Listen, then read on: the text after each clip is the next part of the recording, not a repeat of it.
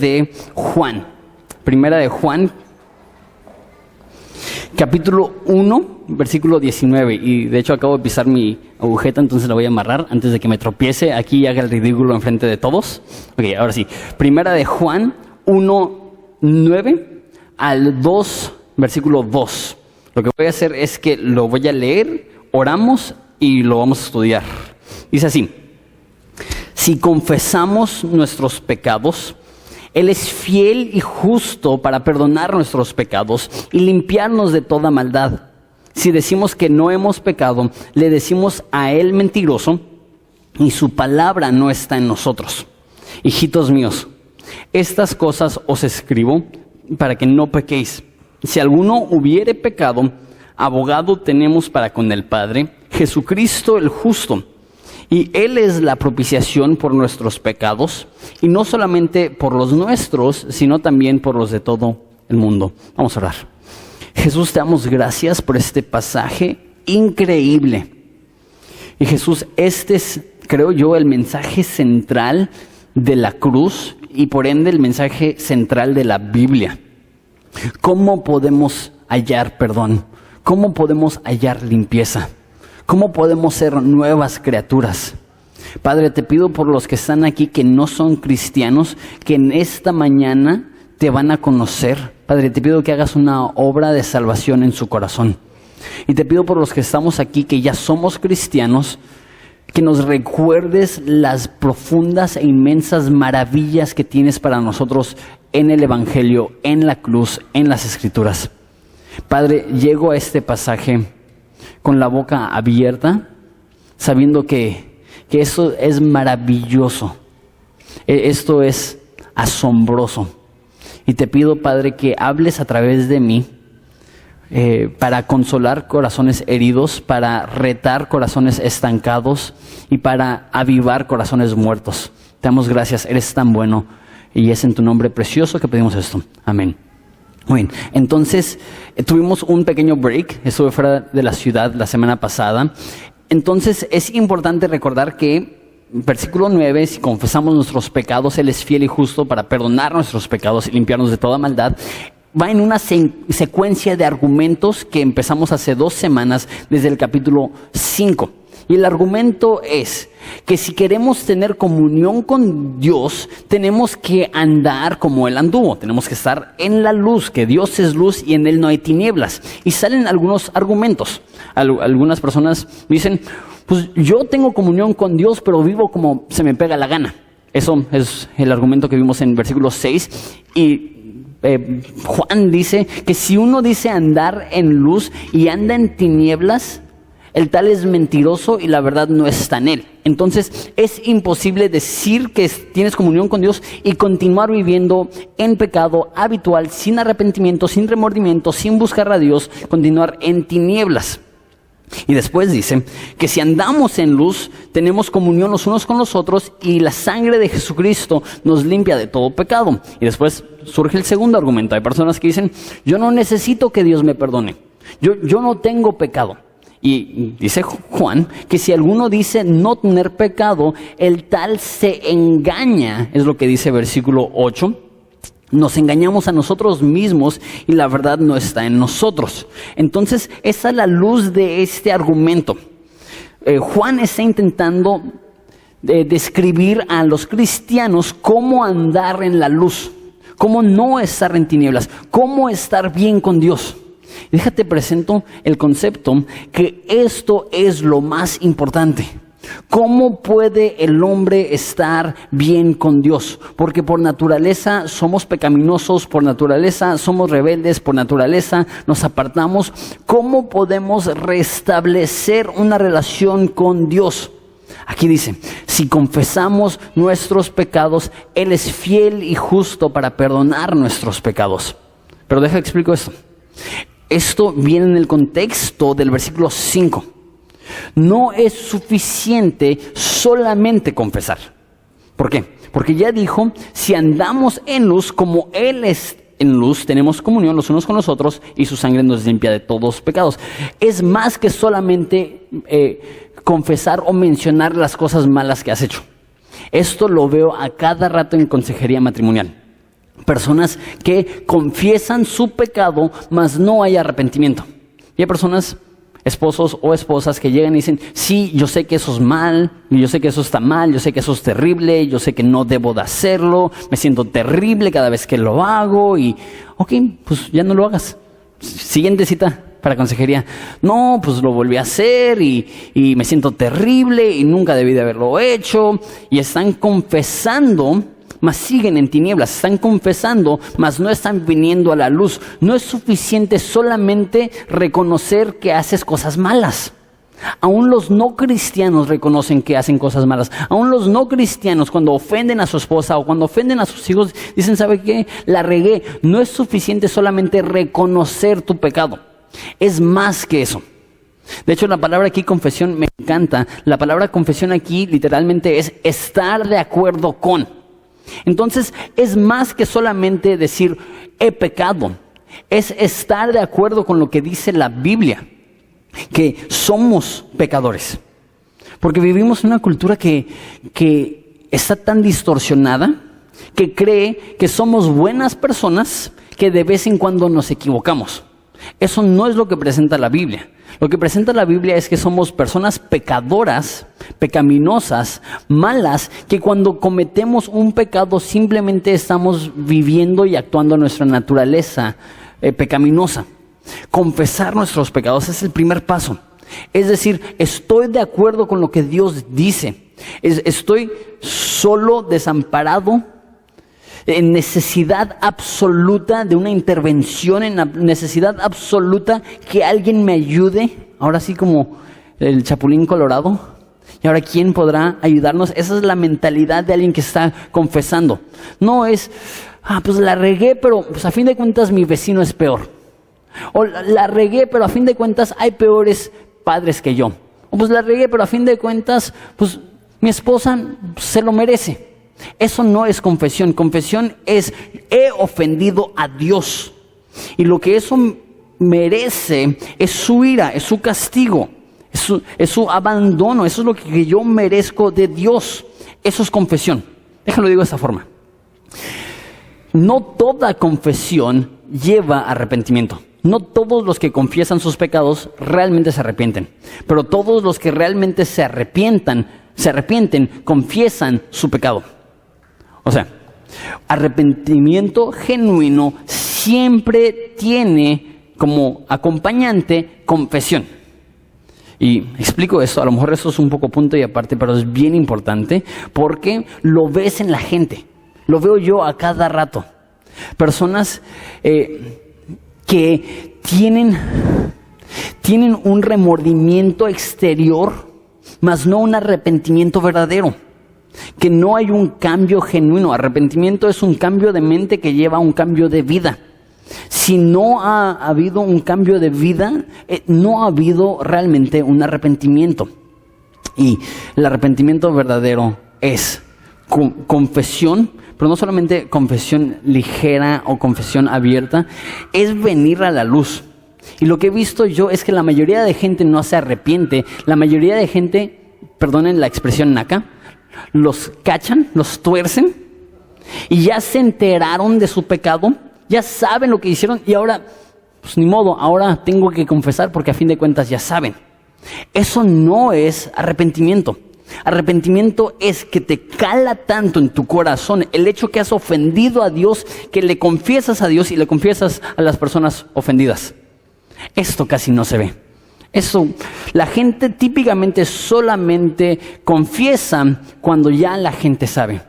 Esto no es arrepentimiento genuino. Es más, en mi experiencia, la gente que solamente confiesa cuando ya los torcieron, cuando ya los atraparon, cuando ya los cacharon, son personas que en 1 o 2 años van a repetir el mismo pecado porque realmente no se arrepintieron de corazón, los cacharon y se sienten mal porque los cacharon. Pero son aquellas personas que vienen a la luz y dicen, la regué. No es que me hayan atrapado, es que ya no puedo vivir así. Y que vienen a la luz, son aquellas personas que yo he visto que experimentan una transformación verdadera. Ok, entonces eso es confesión. Confesión no es, ok, ya me cacharon, ya ni modo. Confesión es, sé que he ofendido a Dios, sé que estoy fallando, sé que estoy en malos caminos y venir a la luz y ser honesto contigo mismo y ser honesto con Dios. Ok, ¿qué es lo que produce este arrepentimiento? Dice, si confesamos nuestros pecados, Él es fiel y justo para perdonarnos. Primero, Él es fiel, me encanta eso. Si nos arrepentimos, Dios es fiel para perdonarnos. Fiel ahí significa fidedigno, confiable, no variable, no variante. O sea, que si alguien llega a Dios arrepentido genuinamente, Dios siempre perdona. No creo yo que haya alguien que llegue a Dios genuinamente arrepentido y que Dios le diga, no, para ti no hay perdón. Para ti, ¿sabes qué? Tus actos han sido tan malos que lo que mereces es lo que te voy a dar. No es el tipo de Dios que tenemos. Yo creo que siempre, Él es fiel para perdonarnos si confesamos, si nos arrepentimos. Pero no solamente es fiel y justo. Okay, necesitamos pensar un poco aquí. Él es fiel y justo para perdonarnos. Estaba leyendo esto y estaba considerándolo y es algo que siempre me ha confundido desde el principio. ¿Cómo que fiel y justo para perdonarnos? ¿Por qué? Porque justicia, lo justo no es que nos perdone. Lo justo es que nos dé nuestro merecido. Lo justo es que nos condene. Lo justo es que nos destruya. ¿Cómo puede decir que Él es fiel y justo para perdonarnos? Lo más correcto sería, Él es fiel y misericordioso para perdonarnos. O Él es fiel y lleno de gracia para perdonarnos. ¿Fiel y justo? ¿Cómo puede un juez justo perdonar a alguien que es culpable? Si eso sucediera en México, lo linchamos. Cuando un juez dice, esta persona culpable es inocente, ¿qué es lo que sucede? Justicia civil, la gente se enoja. ¿Cómo puede Dios entonces ser justo, ser un juez justo y perdonar? Eso no es justo. Eso es gracia. Ok, esa pregunta la vamos a responder al final. Entonces nada más quiero ahí agarrarles un poco la curiosidad. ¿Cómo puede decir Juan que Él es justo para perdonar? Pero sí puede. En Romanos dice que Él puede ser tanto el justo como el justificador de los impíos. ¿Cómo? Lo veremos al final del pasaje. Pero Él es fiel y justo, ¿para qué? Para perdonar nuestros pecados y limpiarnos. Ok, perdón tiene que ver con nuestra culpa. Somos culpables. Y limpiarnos de toda maldad no tiene tanto que ver con nuestra culpa, tiene que ver con nuestra vergüenza. Nos sentimos manchados, nos sentimos sucios, nos sentimos como materia devastada, destrozada, denigrada. Entonces, en secuencia, primero, perdón. Eso tiene que ver con el hecho que somos culpables. Me encanta esa palabra. La palabra perdón aquí literalmente significa soltar. Soltar. Y tiene dos connotaciones ese concepto de perdonar. Uno es soltar una deuda. Es como, está dando el ejemplo aquí Juan, es como si tu relación con Dios fuera como una relación con un bancario. Tienes una tarjeta de crédito y la usas, y la usas, y la usas, y la usas, y la usas, y no estás pagando, y no estás pagando, y no estás pagando. ¿Qué es lo que sucede? De repente tienes una deuda que no puedes pagar. Y no te voy a pedir que levantes la mano, pero hay muchas personas aquí que están sufriendo terriblemente porque han acumulado una deuda que no pueden pagar. Pero vamos a decir que no solamente has acumulado una deuda que no puedes pagar, vamos a decir que acumulas una deuda que es imposible de volver a pagar, que ni el hombre más rico del mundo puede pagar, que ni Carlos Slim te puede hacer el paro. Vamos a decir que tu deuda es tan devastadora que no hay esperanza. Y que el banco te habla un día y dice, ¿sabes qué? Ya no tienes deuda. tu deuda ha sido perdonada. Okay. A lo mejor no nos podemos imaginar una deuda tan grande, pero imagínate tu deuda. No sé cuánto debes. La mayoría de gente tiene alguna deuda. ¿Qué pasaría si te hablan un día y te dicen, tu deuda ha sido cancelada? Ya no nos debes nada. Te habla Coppel, te habla FAMSA, te habla Banamex, no sé. ¿Qué es lo que harías?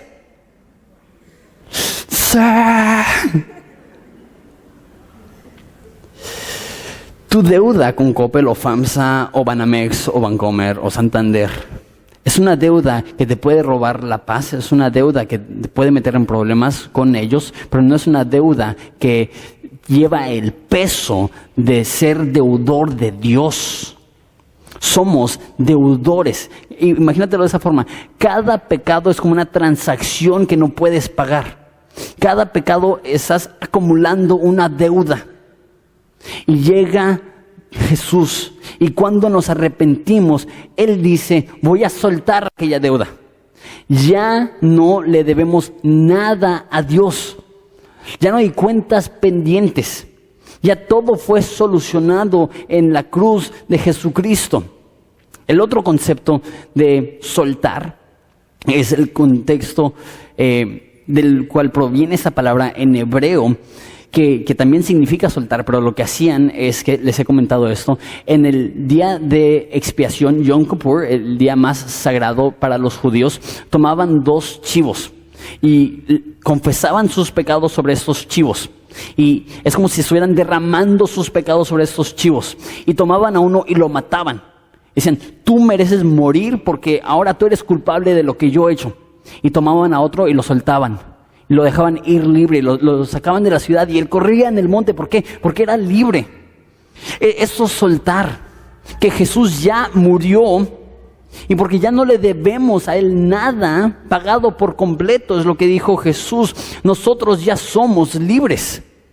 Como ese chivo que corre por los cerros, libre, aunque merecía la muerte igual que el otro, pero ahora es libre. Eso es lo que sucede con el cristiano cuando practica confesión, cuando Dios le perdona de sus pecados, tenemos esta libertad. ¿Qué tan libre sería la persona que sabe que no le debe nada a Dios? ¿Qué tan libre sería la persona que sabe que él y Dios ya están bien? Ya se resolvieron los problemas, ya se resolvieron las separaciones, ya se resolvió el pecado, ya se resolvió la deuda. Él es fiel y justo. Ahora, no solamente te perdona, eso es extraordinario. Es extraordinario. Imagínalo. ¿Alguna vez has ofendido a alguien? ¿Alguna vez has ofendido a alguien profundamente? ¿Alguna vez le has robado a alguien? ¿Alguna vez le has sido infiel a alguien? ¿Alguna vez le has dado la espalda a alguien en su momento de mayor necesidad? ¿Cómo te sientes? El remordimiento te destruye. ¿Y qué es lo que sucede cuando esa persona te dice, ¿sabes qué? Te perdono. Ya no voy a recordar más tu maldad, ya no voy a recordar más tu pecado. Esto es lo que hace Dios. Dice en Jeremías que no recordará más nuestros pecados. Pero eso es increíble. No solamente perdona nuestros pecados. Eso es la culpa. Ya no somos culpables. Pero muchas veces, aunque Dios soluciona la culpa, seguimos con vergüenza. Es como aquella persona que hemos ofendido. Ya nos perdonó, pero ni siquiera lo podemos ver a los ojos. No porque ella no nos haya perdonado o él no nos haya perdonado, pero sentimos el remordimiento y sentimos la culpa. Y muchas veces es así con Dios. Él nos perdona, pero hay algo dentro de nosotros que no nos permite verlo. Sentimos tanta vergüenza, nos sentimos sucios. Esa es la segunda parte. No solamente te perdona de toda maldad, dice, te limpia de toda injusticia. Te limpia, te hace nuevo. Esa palabra limpiar también es importante. Lo que está diciendo aquí, al decir limpiar la maldad, tienes que sumergirte en una mentalidad judía. ¿Ok? Entonces, toda la Biblia, casi toda la Biblia está escrita para una cultura judía. nosotros no somos judíos y a veces batallamos para entender la Biblia porque no es nuestra cultura. Gracias a Dios tenemos el Antiguo Testamento que nos ayuda a entender todas las leyes y todas las costumbres de los judíos. Pero si ves la ley, el enfoque de la ley, o uno de ellos, es que tú permanezcas, ahorita explico la palabra, ceremonialmente limpio. O sea, hay ciertas cosas que haces que fracturan tu relación con Dios, que ponen un muro entre tú y Dios. Y si haces estas cosas, no puedes tener acceso a Dios. Eres impuro. No eres limpio, estás contaminado, estás sucio, no puedes entrar al templo, no puedes ir a sinagoga, no puedes estar con el pueblo. ¿Por qué? Porque estás sucio. Y era un pavor para los judíos ensuciarse. Y todo su día, desde el principio hasta el final, su enfoque es, ok, no me quiero ensuciar, no me quiero ensuciar, no me quiero ensuciar, no me quiero ensuciar, no me quiero ensuciar. ¿Por qué? Porque si se llegaban a ensuciar, no estoy hablando de mugre, estoy hablando de a través de pecado. Se sentía la separación con Dios. Entonces, Dios les dio 613 reglas, un chorronal. Y ellos desarrollaron aproximadamente 10,000 reglas para asegurarse que ni se acercaran a las 600 reglas que Dios había dado. Ok. ¿Quién aquí es bueno para seguir una lista de reglas? Pocos. Y una lista de 10, a lo mejor. Una lista de 100, de 10,000 reglas. Por eso es lo que decía Jesús, que limpian el vaso por afuera, pero por dentro está lleno de muerte. Porque ¿cómo sigues 10,000 reglas? ¿Cómo sigues 10,000 mandatos? Entonces, todas las personas estaban estresadas. No puedo hacer nada que me haga ceremonialmente impuro. Él dice que si confesamos nuestros pecados, Él es fiel y justo para limpiarnos. Porque ese es el mito que creían los judíos. Si yo no me contamino, soy limpio. Santiago dice que si pecas con una regla es como si hubieras pecado en todas. El mito que ellos creían es, si como kosher, o si no hago esto, o si no hago esto, entonces seré limpio. La realidad es que no. Si te sientes sucio, es porque eres sucio. Si te sientes impuro, es porque eres impuro. Tanta psicología trata con eso. ¿Cómo hacer que ya no te sientas culpable? Si eres culpable, te sientes culpable porque eres culpable. Si te sientes sucio porque eres sucio, la solución, si confesamos nuestros pecados, Él es fiel y justo para limpiarnos de toda maldad. O sea, la ley dice sucio, Jesús llega y dice limpio. La ley dice no puedes tener acceso, Jesús llega y dice nada te separará. Tu pecado te mancha, Jesús llega y lo limpia. ¿Cuánto pecado? ¿Cuánta maldad? Te limpia de algunas cosas malas. Te limpia de los pecados pasados. ¿Es lo que dice? Te limpia de toda maldad. O sea, no creo, y escúchame bien, que Juan 1:9 está hablando de una práctica de confesión que debe tener un cristiano. No está diciendo, siempre que pecas necesitas confesar tu pecado para que Dios te limpie. ¿Qué es lo que dice? Si confesamos, Él nos limpia de toda maldad. ¿Debe de un cristiano ejercer confesión a Dios, confesión a sus hermanos cristianos? Claro. Pero no creo que ese es el mejor pasaje para explicarlo, porque aquí dice, una vez confiesas tu pecado, Él es fiel y justo para perdonarte todos tus pecados, limpiarte toda tu maldad. Cuando tenía como 8 años, fui a un campamento cristiano y el consejero del campamento yo tenía como 8, él tenía probablemente unos 18, 19. Y lo admiraba mucho, era atlético, jugaba súper bien fútbol, era extrovertido, era divertido, y lo veía y decía, wow, yo quiero ser como él. Lo llegué a respetar en la semana que estuve con él muchísimo.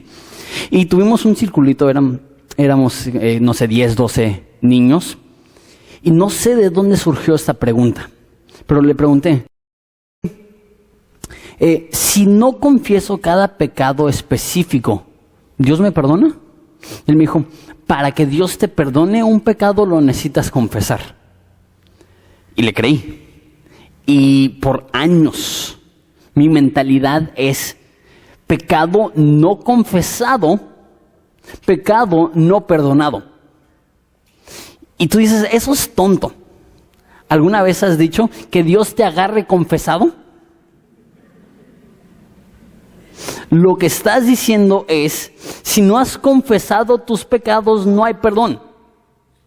Y esto se convierte en algo tan estresante. Me acuerdo que casi todas las noches me quedaba despierto y estaba así pasando la película en mi mente. Ok, ¿qué hice? Ok, hice esto, perdón, Dios. Hice esto, ok, perdón, Dios. Hice esto. Y literalmente tenía yo el pavor que si se me llegaba a olvidar algún pecado, que no me iba a ir al cielo. Literalmente. Eso no es lo que está enseñando aquí. No está diciendo, si confesamos nuestros pecados, Él va a perdonar esos pecados. Eso está hablando esto es lo que significa ser cristiano. El momento de arrepentimiento, el momento de profesar fe en Jesucristo, el momento de confiar en Él, Él limpia toda maldad. Y es como si al momento de estar cometiendo el pecado, ya está siendo limpiado en ese mismo instante. Pero tú dices, ¿cómo? ¿Cómo? Si todavía no he confesado, si todavía no me he arrepentido por ese pecado. La pregunta es, entonces Dios perdona solamente los pecados pasados. Ya soy cristiano y ahora necesito arrepentirme de cada pecado específico para que Dios me perdone. O Dios perdona presente, pasado y futuro. ¿Cómo está? Yo creo que para poder entender eso está en versículo 7, donde dice que la sangre de Jesucristo su Hijo nos limpia de todo pecado. ¿Qué es lo que te limpia? ¿La confesión? ¿El arrepentimiento? ¿El echarle ganas? No, ¿qué es lo que te limpia? La sangre de Jesucristo. ¿Cuándo fue derramada la sangre de Jesucristo? Hace 2000 años en la cruz del Calvario. ¿Cuándo perdonó Cristo tus pecados? ¿El momento que confesaste? ¿El momento que te arrepentiste?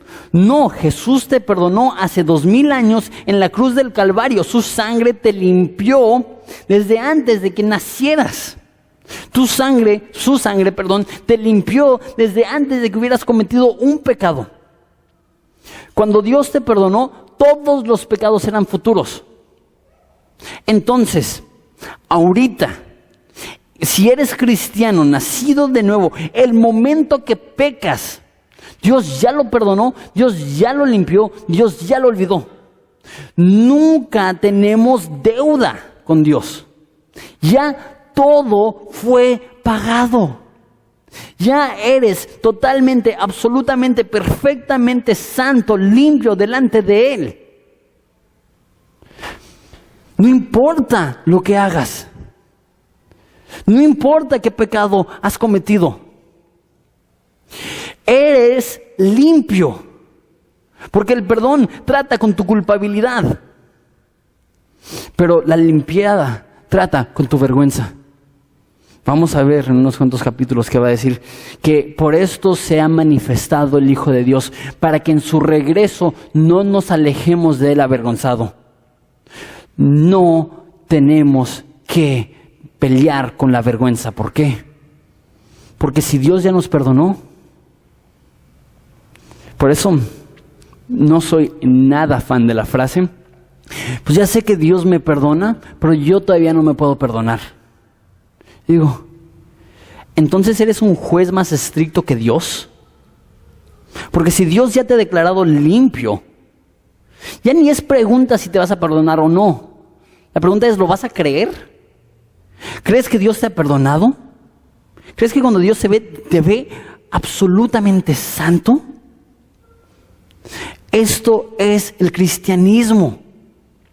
Ya no eres lo que eras. Tu identidad ya no es soy pecador, ahora es soy limpio. Tu identidad no es soy un sinvergüenza. La mentalidad es soy limpio, hijo adoptado. No es soy promiscua o promiscuo, es ha sido limpiado por la sangre de Jesucristo. Eso es lo que Cristo ha dicho. Si confesamos nuestros pecados, Él es fiel y justo para perdonar nuestros pecados y limpiarnos de toda maldad. ¿Lo crees? Hay dos objeciones. Las va a pelear, las va a argumentar Juan. La primera objeción son aquellas personas que dicen, no, yo no soy pecador. Igual y hago cosas malas de vez en cuando, igual y me equivoco, pero yo pecador, no. Mira versículo 10. Si decimos que no hemos pecado, le hacemos a Él mentiroso y su palabra no está en nosotros. Ok.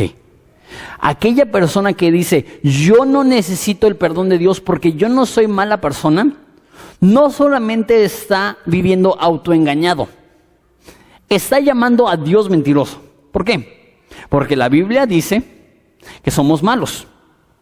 Jesús dice, si ustedes siendo malos saben dar buenos regalos a sus hijos. Jesús dice, somos malos. Dice Romanos que todos hemos pecado y nos hemos destituido de la gloria de Dios. Todos pecamos, todos somos pecadores, todos somos malos. Y aquella persona que dice, no soy tan mala, ¿qué es lo que está haciendo? Está diciendo, Dios, tú eres un mentiroso. Porque en tu palabra dices una cosa, pero yo he comprobado otra cosa en mi vida. Y me encanta. No me encanta, pero es muy cierto. Es mentiroso y su palabra no está en nosotros. La única forma que alguien puede llegar a la conclusión que no necesita perdón de pecados es ignorar absolutamente la palabra de Dios. Porque el momento que lees la Biblia es obvio. Llega Juan el Bautista, ¿cuál es su mensaje? Arrepiéntete. Encarcelan a Juan el Bautista, llega Jesús, ¿cuál es su mensaje? Arrepiéntete.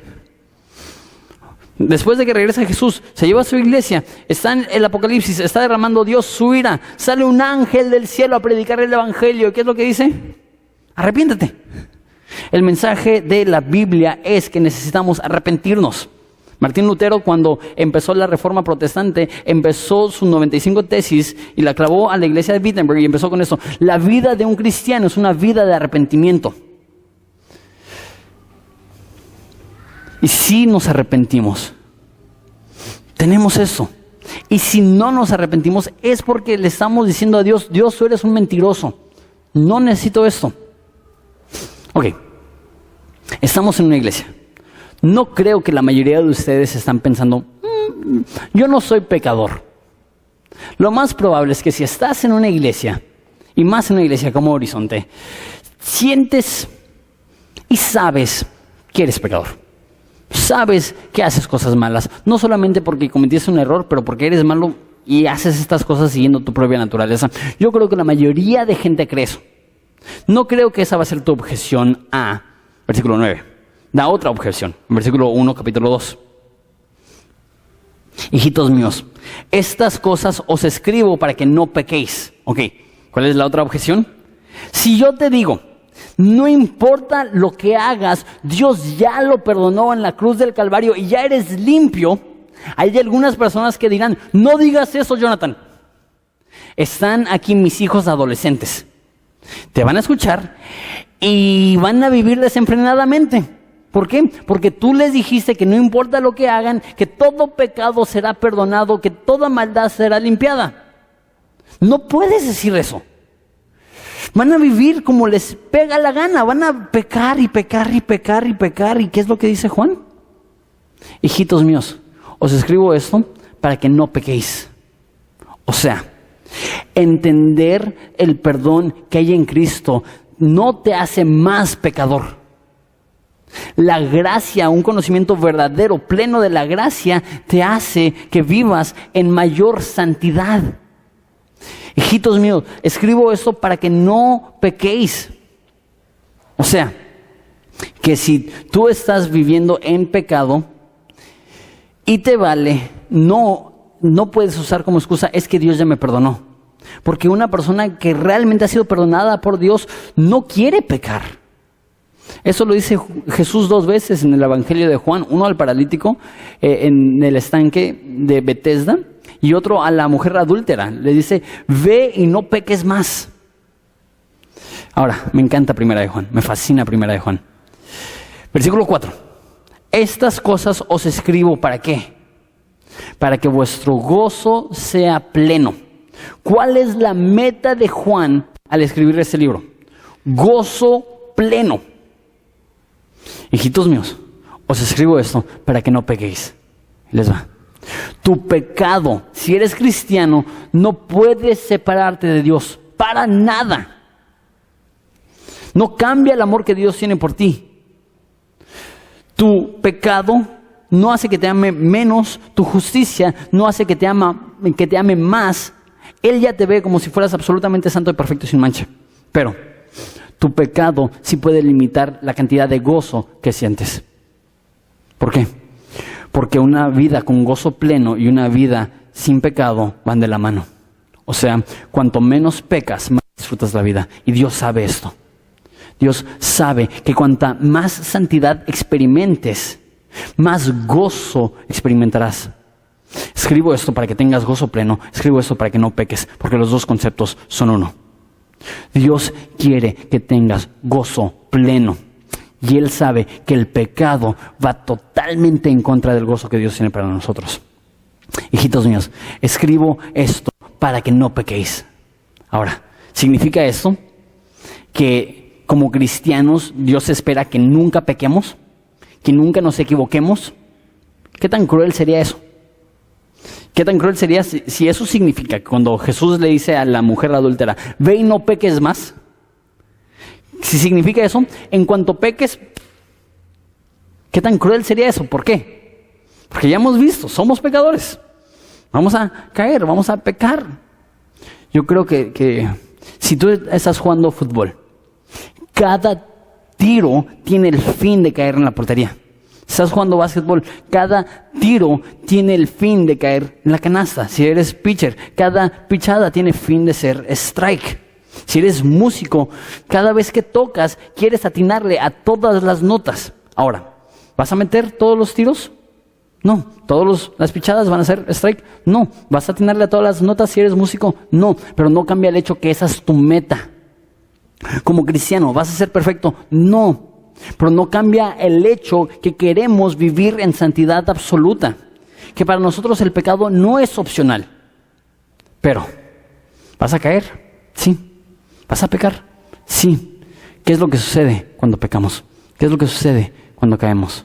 Dice, y si alguno peca, abogado tenemos para con el Padre a Jesucristo el justo. A mí se me hace que esta es una traducción muy desafortunada. Hay palabras en griego para abogado. Esta palabra en el griego no es abogado.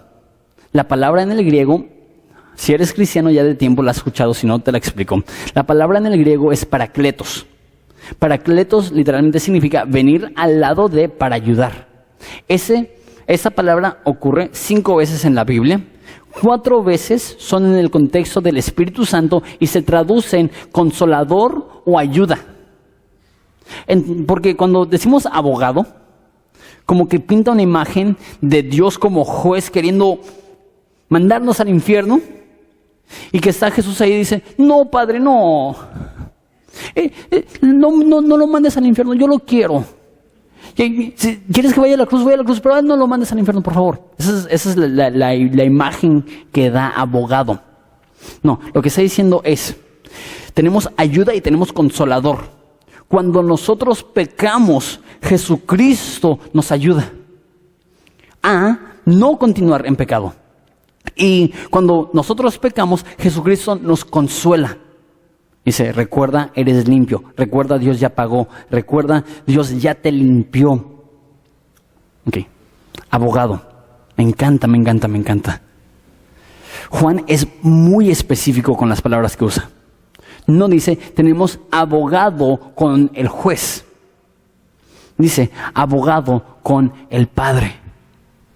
Porque Dios es juez, pero no juzga como un juez objetivo. Juzga como Padre. Y nos ve a nosotros como sus hijos. Y lo que Él más quiere es nuestra salvación. Lo que Él más quiere es nuestra protección. Entonces, tenemos a Jesús como abogado, pero más como ayuda. Yo creo que lo que hace Jesús es que le recuerda al Padre, recuerda, ya no estás viendo a Él, me estás viendo a mí. La Biblia dice que estamos vestidos en la justicia de Jesús. Dice Pablo que no quiero ser hallado teniendo mi propia justicia, la cual es por la ley, sino la justicia de Dios, la cual es a través de la fe en Jesucristo. O sea, cuando tú pecas, el Padre no te ve a ti, ve a Jesús.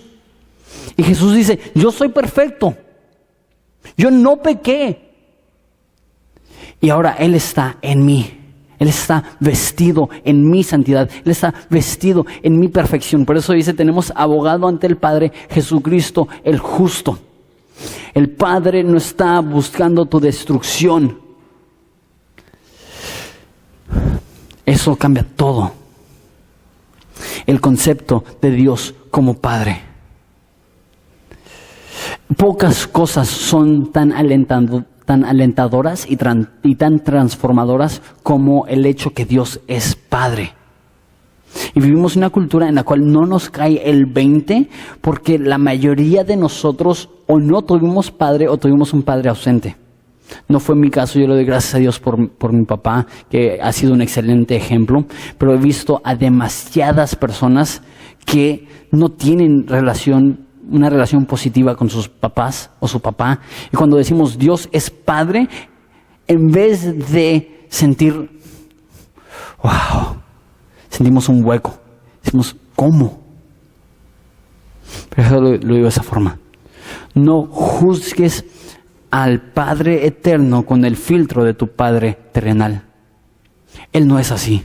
A lo mejor tú llegaste a tu casa y lo último que querías era ver a tu papá, porque le tenías miedo. Y ponerte entre él y la televisión era como ponerte entre él y su ídolo, y era fuego. Y hacerle una pregunta cuando él estaba ocupado, traía y producía un temor a ti. Y luego te decía, no llores, sé fuerte. Y vivías confundido diciendo, ¿esto es ternura? Dios no es un padre así. Dios es un padre que se compadece de sus hijos. La Biblia dice que Él se compadece de nosotros porque sabe que somos polvo.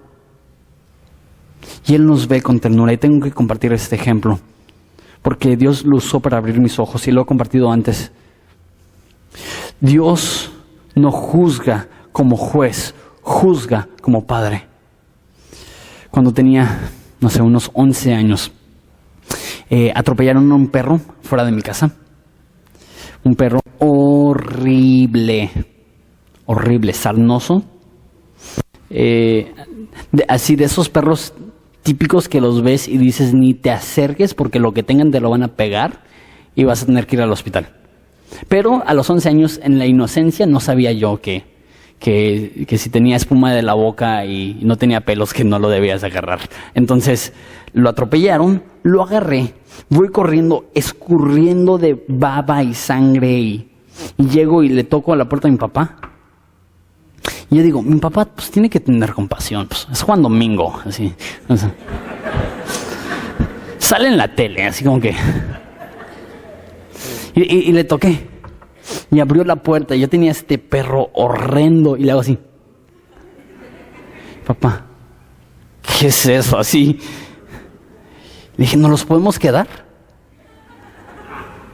Su respuesta fue, llévalo a la iglesia. No lo quería. Claro que no lo quería. ¿Por qué? Es un juez objetivo. Este perro, esa cochinada en mi casa... No, llévalo a la iglesia. Si tanto lo quieres, ahí lo vemos los domingos. Y creemos que así es el Padre. Llega Jesús con nosotros y el Padre dice, ¿tú crees que quiero eso en mi casa? No. Para eso existe la iglesia. Lo llevas ahí 2 horitas solamente los domingos y ya. Pero no es así. Es padre. Él adopta. Y la adopción, creo yo, es la medida más profunda de amor. Ok. Si pecamos, tenemos abogado. Jesucristo que llega al Padre y dice, recuerda, esto ya fue solucionado en la cruz del Calvario. Él ya está limpio, Él ya es puro, Él ya fue perdonado. Regreso a la pregunta que hice hace rato. ¿Cómo? ¿Cómo puede ser esto? Se escucha bonito, pero que Dios perdone a una persona culpable no es bonito. ¿Cómo puede ser Dios justo y verte a ti y verme a mí? Decir, perdonado. A lo mejor eso no te cala. ¿Cómo puede ser Dios justo y ver a un violador de niños? Decir, perdonado. Y ver a un asesino como si fuera limpio, santo, sin mancha. Decimos, no. Necesita haber justicia. Y si este juez no produce justicia, nosotros la vamos a producir. Esa es la mentalidad que tenemos todos cuando vemos un juez que no cumple. Porque nos encanta que tengan misericordia de nosotros, pero en el momento que esa misericordia es para otros, no se puede. No es válido. ¿Cómo puede ser Dios justo y perdonar a gente mala? Creo yo, el concepto más importante de toda la Biblia es este. Es esta palabra. Versículo 2. Y Él es la propiciación por nuestros pecados, no solamente por los nuestros, sino también por los de todo el mundo. ¿Cómo puede ser esto? ¿Cómo puede ser Jesús justo y perdonador? La palabra es propiciación. No lo entendemos porque no lo usamos, pero déjate presento que este concepto es el más importante de toda la Biblia. De toda la Biblia. Todo cuelga en el balance de cómo definimos esta palabra. ¿Cómo puede ser Dios justo, bueno, santo y dejarnos ir? Y soltar aquella deuda. Propiciación. Propiciación significa apaciguar la ira de Dios. O sea, que cuando nosotros pecamos, ¿cuál es la reacción de Dios? Cuando cualquiera peca, ¿cuál es la reacción de Dios? Pues ni modo, no es la gran cosa. La Biblia dice que la ira de Dios se revela desde el cielo contra toda injusticia e impiedad de los hombres. Tienen con la injusticia la verdad. Dice Juan 3, que aquellos que rechazan a Jesús, la ira de Dios permanece sobre ellos. Escúchame bien. Cuando pecas, produces ira. Y el ardor de Dios, el furor de Dios quema contra ti. Tenemos esta frase bonita, cursi, que no viene en la Biblia, que nos la dio Mahatma Gandhi, que ni siquiera era cristiano, que dice, Dios odia el pecado, pero ama al pecador. Qué bonito concepto. Déjate presento. Sí, Dios ama al pecador, pero no verás esa frase en ninguna página de la Biblia. ¿Por qué? Porque Dios no quiere que separes pecado y pecador. Son uno. Todo árbol que lleva buen fruto es bueno. Todo árbol que lleva mal fruto es malo. La ira de Dios arde contra no solamente pecado, contra pecadores. Eso es lo justo. Eso es lo correcto. Que Dios destruya a todo aquel que peque. Eso es lo que mereces tú, eso es lo que merezco yo. ¿Qué es lo que hace? Lo justo es que esa ira se derrame. Pero en vez de derramarla sobre ti, Él en su furor, odio, rabia, explosividad, te vio a ti, dijo, no, le amo demasiado para destruirle. Y volteó la mirada y vio a su hijo. Dijo, es la única forma. La única forma de que esa persona pueda ser libre es que tú tomes su lugar. Que haya esa sustitución y que te juzgue a ti por el pecado de él.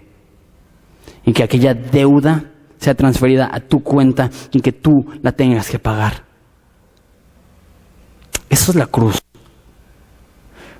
Pintamos la cruz en nuestros hogares, la ponemos en nuestras iglesias, lo colgamos de nuestros cuellos y se nos olvida que la cruz fue el lugar donde Jesucristo fue destruido por nuestros pecados.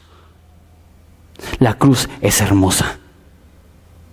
La cruz es sangrienta. La cruz es devastadora.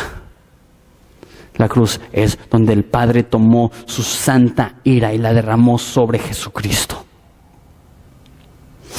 No hay más ira para ti. Eso no significa que no hubo ira para ti. La salvación es un regalo gratuito, pero no significa que nadie pagó. Alguien tuvo que pagar. ¿Y cuál fue el precio? Su preciosa sangre. Lo que dice Primera de Pedro, no debemos de pensar que nuestra salvación fue comprada con oro o piedras preciosas. Nuestra salvación fue comprada con la sangre preciosa de Jesucristo. Merecemos el infierno, merecemos su ira, merecemos su castigo, merecemos su rechazo. ¿Y qué nos da? Si confesamos nuestros pecados, Él es fiel y justo de perdonarnos todo pecado, limpiarnos de toda maldad. ¿Sí entiendes? ¿Sí lo ves? O tantas semanas viniendo a la iglesia ha hecho que tu corazón esté duro. A escuchar el simple y sencillo mensaje que Dios es justo y justifica. ¿Por qué? Porque sí pagó lo que merecíamos, pero se lo pagó a su Hijo. Como padre, esto vuela mi cabeza. El unigénito Hijo, sufriendo en aquel madero. El precioso Hijo de Jesucristo en tu lugar. Esto es amor. Esto es salvación. Salvación es cuando reconoces que la salvación no es gratuita para todos. Jesús tuvo que pagar. La salvación ahora es gratuita por su gran sacrificio. Y ahora podemos tener acceso al Padre.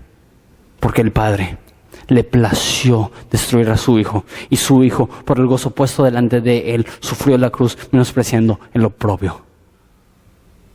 Si tú estás aquí y tú no eres cristiano, la Biblia dice, escúchame, en amor, la ira de Dios permanece sobre ti. Y Él es paciente. Mas llegará el momento en el cual se cerrarán las oportunidades para el arrepentimiento. Tendrás que pagar por tus delitos y tus transgresiones el resto de la eternidad. Dios no quiere eso. Dios no quiere que nadie perezca, sino que todos procedan al arrepentimiento. La próxima vez que veas a tu hijo, recuerda que el que no escatimó a su propio Hijo, ¿cómo no te dará en él todas las cosas? Eso es el Evangelio. Ahora, Él dio su Hijo, no solamente por ti, no solamente por mí. Mira lo que dice versículo 2, con eso termino. No solamente por los nuestros, sino también los de todo el mundo. ¿Qué significa esto? ¿Significa que todos van a ser perdonados? No. Significa que cualquiera puede ser perdonado. Que Jesús en la cruz está abriendo las puertas de salvación diciendo, quien sea, quien quiera, puede tener esa salvación. El cristianismo es exclusivo. Solamente hay salvación en Jesucristo. Pero al mismo tiempo es el que más incluye. Porque dice Apocalipsis que de toda lengua, toda nación, toda tribu Está haciendo un pueblo para sí mismo. Jesús es exclusivo, solamente a través. Jesús incluye quien sea. Eso debe de producir dos cosas.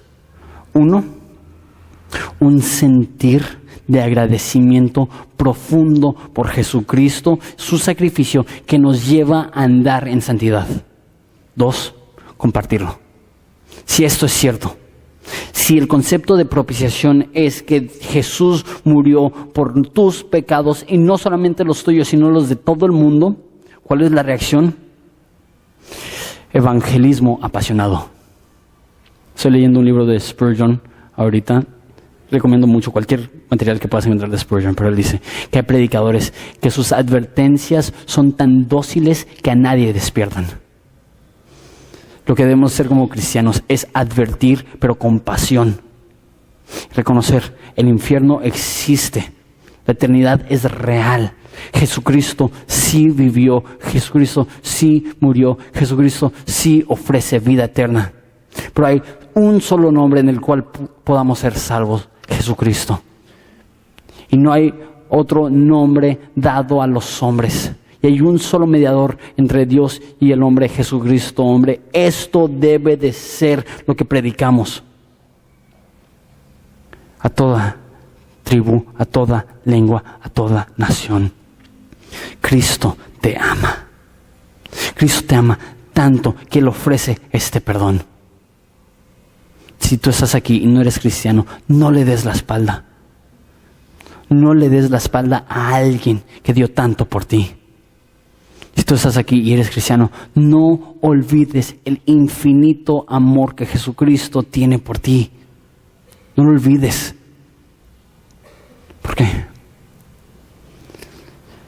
Hijitos míos, si alguno peca, tenemos abogado. Tenemos a Jesucristo, el justo, que nos consuela y nos ayuda. Ahora, es chistoso porque la última vez que le tocó a los niños dirigirnos en la alabanza, también fue un sermón duro, fuerte. Y no creo que la actitud con la cual debemos de terminar ese estudio es una de dolor y solemnidad. En otras ocasiones diría, sí, va. Necesitas arrepentirte, necesitas confiar en Él, necesitas recordar el amor que Dios tiene por ti. En esa ocasión yo creo que debemos de progresar y llegar al momento donde nuestro corazón se llena de alegría y se llena de gozo al considerar, wow, tal amor, que al ser herido el único, los muchos van al cielo. ¡Qué amor! Que Dios, al ver el sacrificio de Jesucristo, dirá, mi ira fue saciada. Ya no tengo más enojo, ya no tengo más ardor, ya no tengo más rabia, ya no tengo más enojo. Todo fue filtrado a Jesucristo. Y ahora lo único que experimentarán mis hijos será amor, será ternura.